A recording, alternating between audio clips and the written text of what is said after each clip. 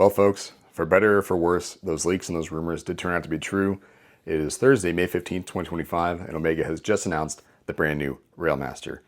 And we got to talk about it because it seems to be a very divisive release among the Omega community, and no more so than among Railmaster owners and fans themselves, of which I also happen to be.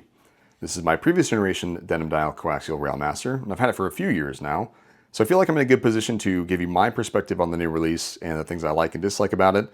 And then today's as good a day as any to show you my Railmaster and talk about my ownership experience with it over the last few years. So with that, let's roll the intro. When we come back, we'll talk about the new release first, then we'll talk about my Railmaster, show you some straps I like to pair with it, and maybe I'll even tell you what I think you should buy. So with that, let's roll the intro. When we come back, we're going to talk about all things Railmaster.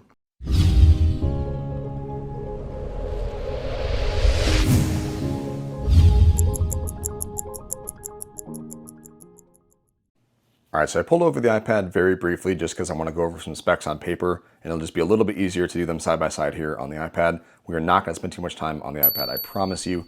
We're also not going to spend any time on the other release that came out today, which is this warmer kind of heritage, vintage look Railmaster with the small seconds there at the Thicc.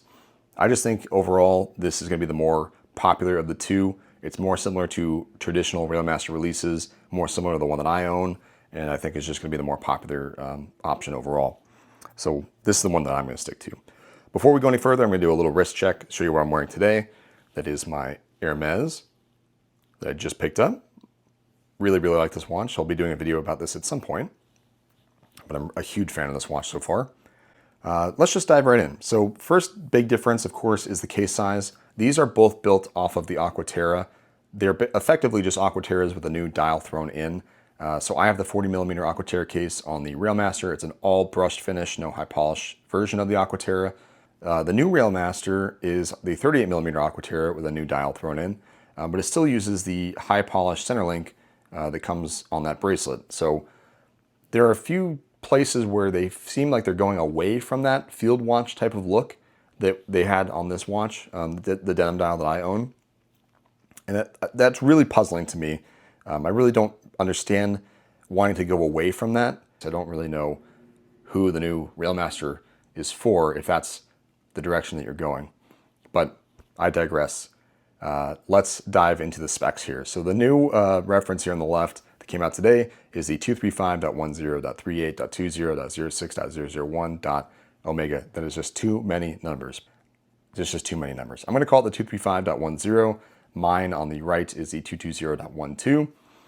Big difference between the two because they are a different case size. And again, this is going to be the same as it would on an Aquaterra. The 38mm Railmaster is going to have a 19mm lug width, which will definitely turn some people away from the watch altogether.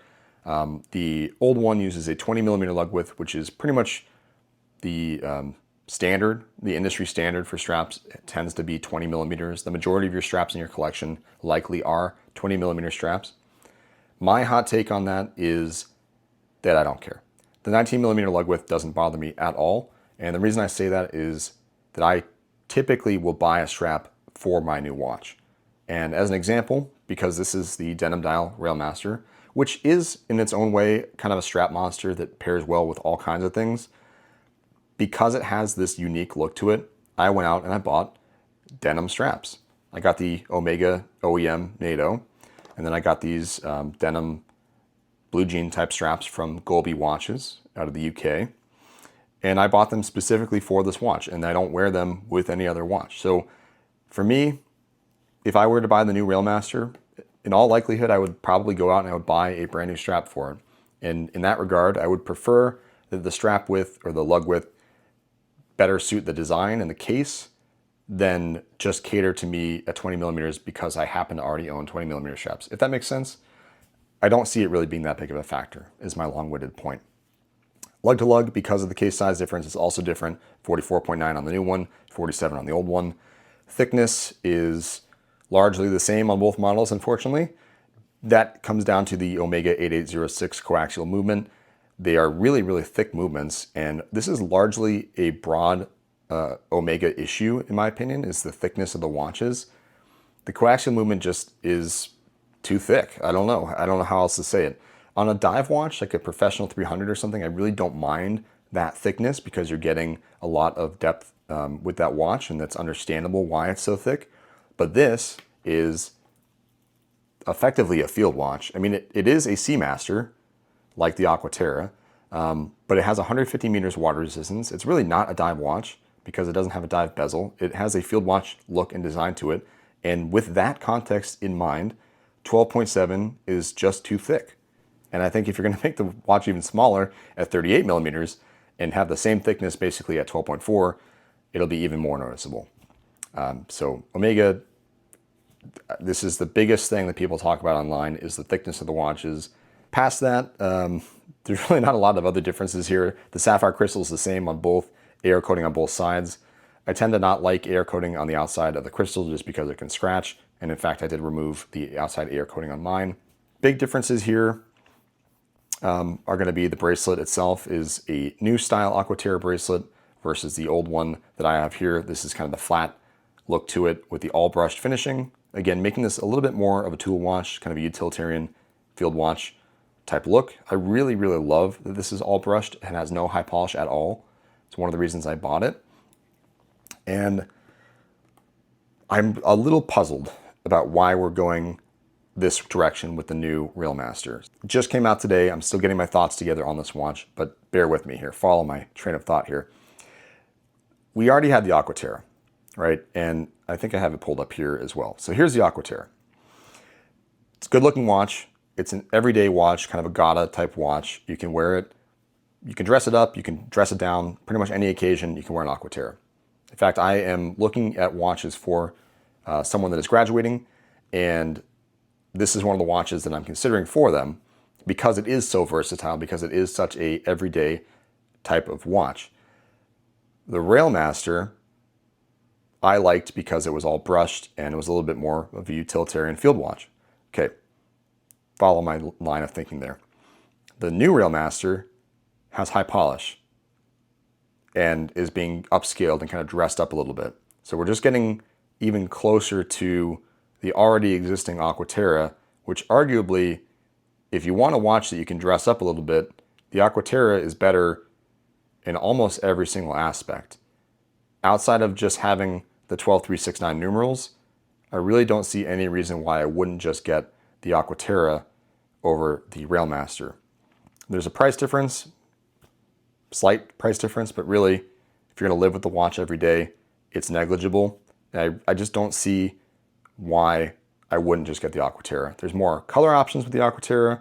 There's different sizing options with the Aquaterra. There's a date complication on the Aquaterra. Like, what are we doing here? Why are we going further away from the field watch look and up towards Aquaterra? I just don't understand. Who is this watch for, is my question. Like, what is the ideal target customer for Omega with the new Railmaster? When this leak came out and the render came out and everyone saw this watch, they all said, no way. That is no way that's a real render because it's just so boring. It's so bland. It's so plain. There's no chance that's the new Railmaster. Well, here we are. This is the new Railmaster. It's simultaneously more bland and also upscaled. So, I don't know. The old Railmaster, I paid, I think, $2,900 for that watch. Came with the box and papers and everything. Of course, I bought it used. But I just prefer that. And I think if I was going to shop for a new watch today, if I was going to walk into an Omega boutique and buy a watch, I just don't see any real reason why I wouldn't just get the Aquaterra. Leave your thoughts in the comments on that below, because I would love to have that debate and hear your thoughts on the new Railmaster. Objectively speaking, I like the new Railmaster. I think it is a good looking watch. I can see myself wearing it. It's just made more complicated by the existence of the Aquaterra, and I'm just a little confused, is my long-winded point again. So let's get rid of the iPad here. I'm going to talk about my Railmaster, because I think we're pretty much done talking about the new release. Let's throw my Railmaster on wrist and show you how it wears, and then I will also throw on these denim straps and show you how those wear. All right, so here we have a wrist roll of the 40mm Railmaster on my 17cm wrist, which is 6.7 inches, and I love the way this watch wears on me. It is a 40, but because of that lug-to-lug and just the way that it sits on my wrist, it wears more like a 39, I think. and I really, really love the way this watch wears. On the subject of thickness, because I ranted about it at length, I will say on principle, I still think that the watch is too thick and that Omega should try to make the watches thinner, because it's a big point of contention on the internet that people think the watches are too thick. However, in reality, this watch wears really, really nicely on me. This watch hugs and contours to the wrist really, really well. And at no point at any time wearing this watch have I ever thought that this watch is too thick. I mean, that thought has never even crossed my mind. The watch just wears so well on me, and I really don't mind the case thickness at all. I only ranted about it because on principle, this isn't a dive watch really. Let's just thin it out a little bit, come on. The coaxial is just too thick. But in reality, it's actually really nice. I like it. So, one thing I really don't like about the watch, unfortunately, I actually kind of hate it, is the crown. The crown is just a painful experience to set, wind, and screw down. Just any operation of the crown is painful. I don't like using it. It's small, it's sharp. The coaxial movement's a little bit stiff to operate and set the time on. I just don't like the crown at all. Unfortunately, that's one of the only ways that you interact with the watch and kind of bond with the watch. And it's not a good experience on this watch. It just isn't. And that's all I have to say about that. So design of the case is really nice. We, of course, have these traditional Seamaster type lugs, which I really, really like, these twisted lugs here. We have this brushed bezel, which makes it really nice because it is kind of a utilitarian tool watch. I don't mind scuffing it or scratching it or banging into things because it is such a nice brushed utilitarian type of watch. If this was a high polished bezel, it would be completely destroyed by now. There's actually quite a bit of scratches and scuffs in it that really kind of hide nicely because of the way it's polished. The case itself, again, all full brushed polishing here, no high polish at all. And the bracelet, of course, is the same. So we'll take it off and look at the back here. We have this screw down case back that is effectively making it a small Faraday cage. It's this anti-magnetic locking case back, giving it 15,000 Gauss of magnetic resistance, similar to what you'd find on like a mil Gauss or something. Of course, you have this really cool hippocampus on the back. The dial on this watch is absolutely fantastic. I mean, this is the star of the show for sure on this model. When you get this thing in the natural light, the striations kind of come alive on this blue one, and I just really, really like this watch.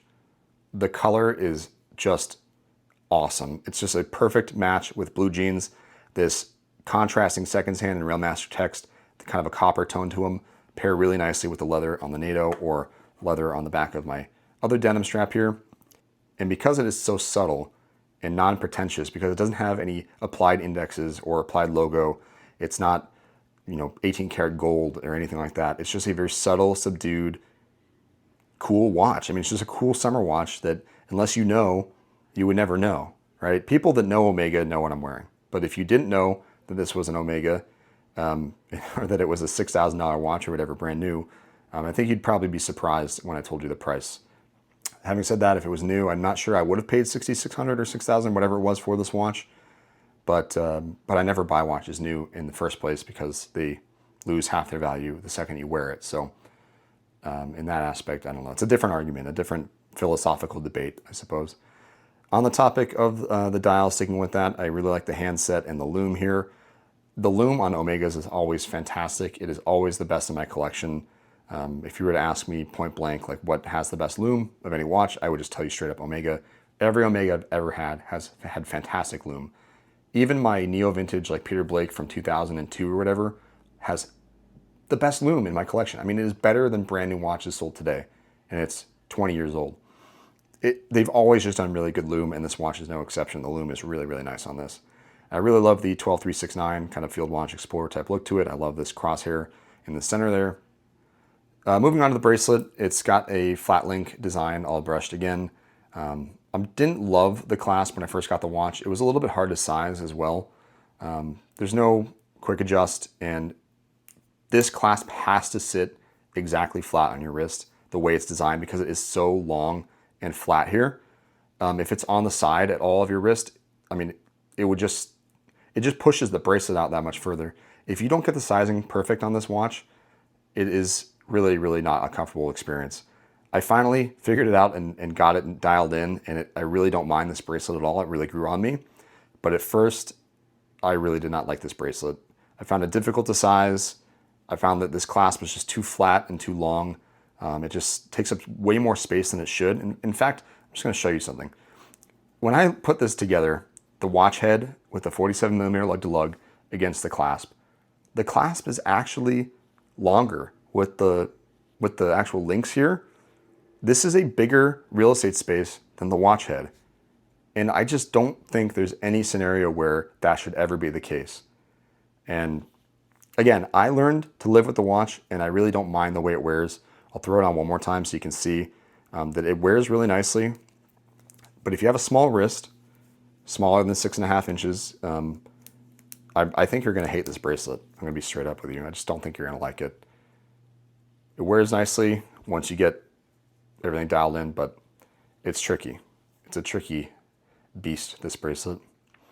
Looks wise, I like it a lot, and I don't mind scratching it again because it's all brushed. So yeah, let's take it off, and we will throw it on a denim strap here. I've got these from Golby straps, which is a watch company out of the UK. And then of course I have the OEM denim Nato from Omega, which was way too much money for what it is.